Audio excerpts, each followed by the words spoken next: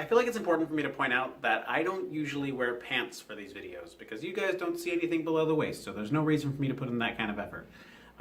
So do with that information what you will. What's up, you guys? Welcome to my happy place.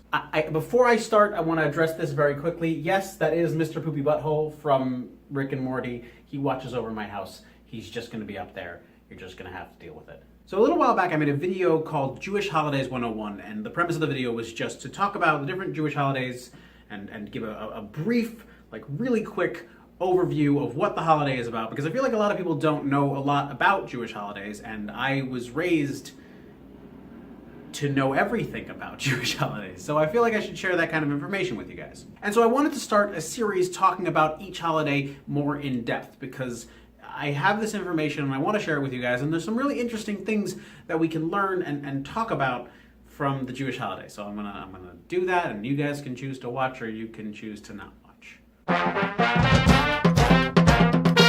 So the first holiday on the Jewish calendar is called Rosh Hashona. It means the beginning or head of the year, and it's the Jewish New Year. The Jewish calendar operates on the lunar cycle as opposed to the secular calendar, which operates on the solar cycle. So Rosh Hashanah is the Jewish New Year, and it is the beginning of the Jewish calendar, which has all of the other Jewish holidays on it, and therefore it is actually the perfect place to start this series. Rosh Hashanah is the holiday where we pray for a good new year, and we pray for forgiveness for all the sins that we did in the previous year. Honestly, the biggest feature about Rosh Hashanah is the prayers. We pray a lot on Rosh Hashanah. Average Jewish prayers daily combined would equal out to about an hour and a half.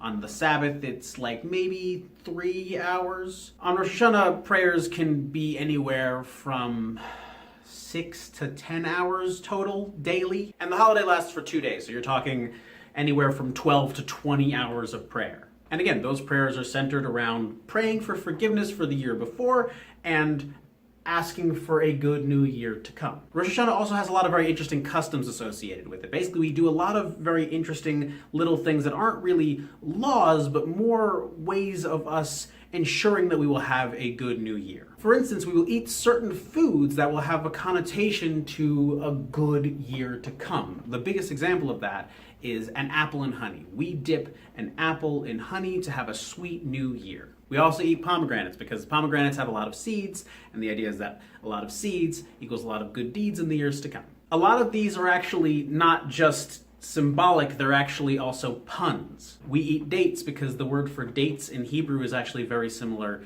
to the word for conquer, so we say that we should conquer those who hate us. We get sheyitamu sonenu. My favorite one, and it's something that actually kind of started out as a joke, but we will eat a piece of lettuce, half a raisin, and a piece of celery, so that we can let us half a raisin celery. Let us have a raise in salary.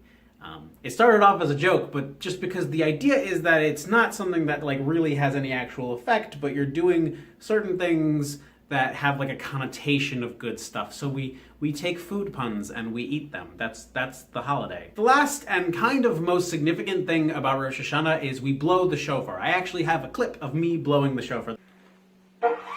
Nope. Come on.